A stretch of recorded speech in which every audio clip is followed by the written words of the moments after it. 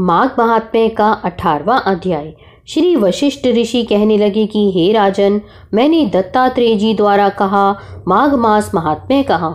अब माघ मास के स्नान का फल सुनो। हे परम तप, माघ स्नान सब यज्ञों, व्रतों का और तपों का फल देने वाला है। माघ मास में स्नान करने वाले स्वयं तो स्वर्ग में जाते ही हैं, उनके माता और पिता दोनों के कुलों को भी स्वर्ग प्राप्त होता है। जो माघ मास में सूर्योदय के समान नदी आदि में स्नान करता है, उसके माता पिता के 7 कुलों की पीढ़ी स्वर्ग को प्राप्त होती है। माघ मास में स्नान करने वाले दुराचारी और कुकर्मी मनुष्य भी पापों से मुक्त हो जाते हैं और इस मास में हरि का पूजन करने वाले पाप समुदाय से छूटकर भगवान के सदृश शरीर वाले हो जाते हैं। यदि कोई आलस से भी माघ में स्नान करता है, उसके भी सब पाप नष्ट हो जाते हैं। जैसे गंधर्व कन्या राजा के श्राप से भयंकर कल को भोगती हुई लोमश ऋषि के वचन से माघ में स्नान करने से पापों से छूट गई। यह वार्ता सुनकर राजा दिलीप विनय से पूछने लगा कि हे गुरुदेव, ये कन्याएं किसकी थीं? उनको कब और कैसे श्राप मिला? उनके नाम क्या थे? ऋषि के वाक्य से कैसे श्राप मुक्त हुई और उन्होंने कहाँ पर स्नान किया? आप विस्तार पूर्वक सब कथा कहिए। वशिष्ठ जी कहने लगे कि हे राजा, जैसे अग्नि से स्वयं अग्नि उत्पन्न होती है, वैसे ही यह कथा धर्म और संतान उत्पन्न करती है।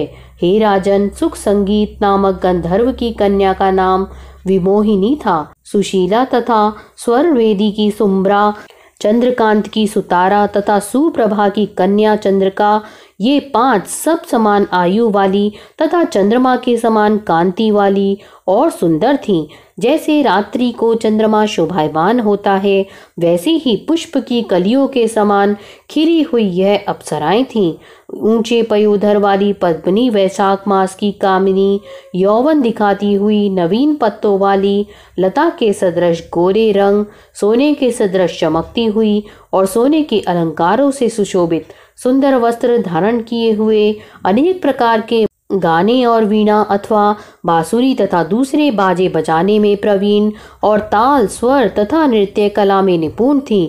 इस प्रकार ये कन्याएं क्रीड़ा करती हुई कुबेर के स्थान में विचरती थीं। एक समय कौतुकवश माघ मास में एक वन से दूसरे वन में विचरती हुई मंदिर के पुष्प तोड़कर सरोवर में गौरी पूजा के लिए गईं। स्वच्छ जल के सरोवर में स्नान करके वस्त्र धारण कर मौन हो बालू मिट्टी की गौरी बनाकर चंदन, कपूर, कुमकुम और सुंदर कमलों से उपचार सहित पूजन करके ये 5 कन्याएं ताल नृत्य करने लगीं। फिर ऊंचे गांधार स्वर में सुंदर गीत गाने लगी। जब ये कन्याएं नाचने और गाने में लीन थीं, तो उस समय अछोत नामक उत्तम तीर्थ में वेदनिधि नाम के मुनि के पुत्र अग्निपृषि स्नान को गए। वह युवा ऋषि सुंदर मुख, कमल सदृश नयन, विशाल छाती, सुंदर भुजाओं वाला दूसरे कामदेव के समान था। शिखा सहित दंड लिए, मृग चर्म ओढ़े, यज्ञोपवीत धारण किए हुए था। उसको देखकर 5 कन्याएं मुग्ध हो गईं और उसका रूप व यौवन देखकर कामदेव से पीड़ित हो देखो देखो ऐसा कहती हुई उस ब्राह्मण के चित्त में कामदेव का डर उत्पन्न करने लगी और आपस में विचार करने लगी कि यह कौन है। रति रहित होने से कामदेव नहीं और एक होने से अश्विनी कुमार नहीं।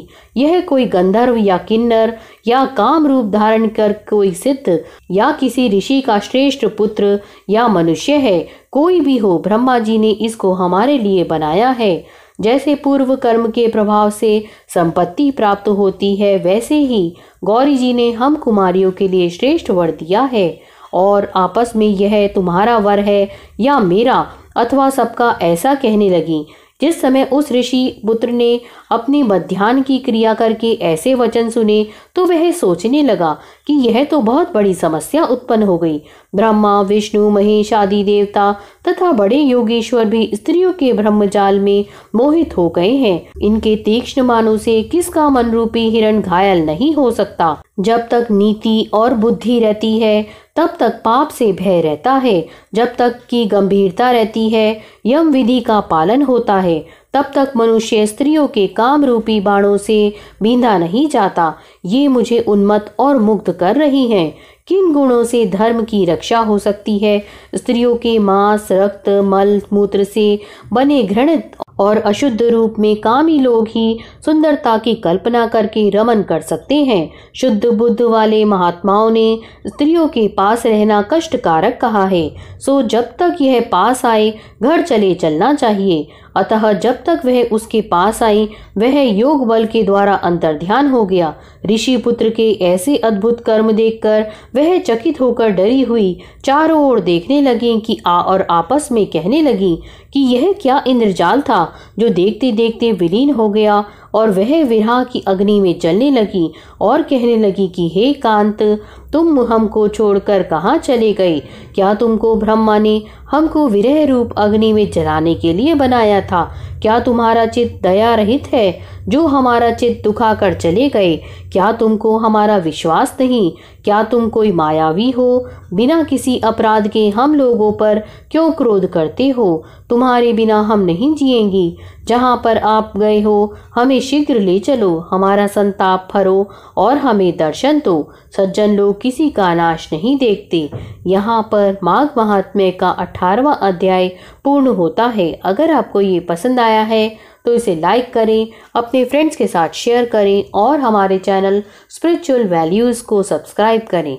धन्यवाद।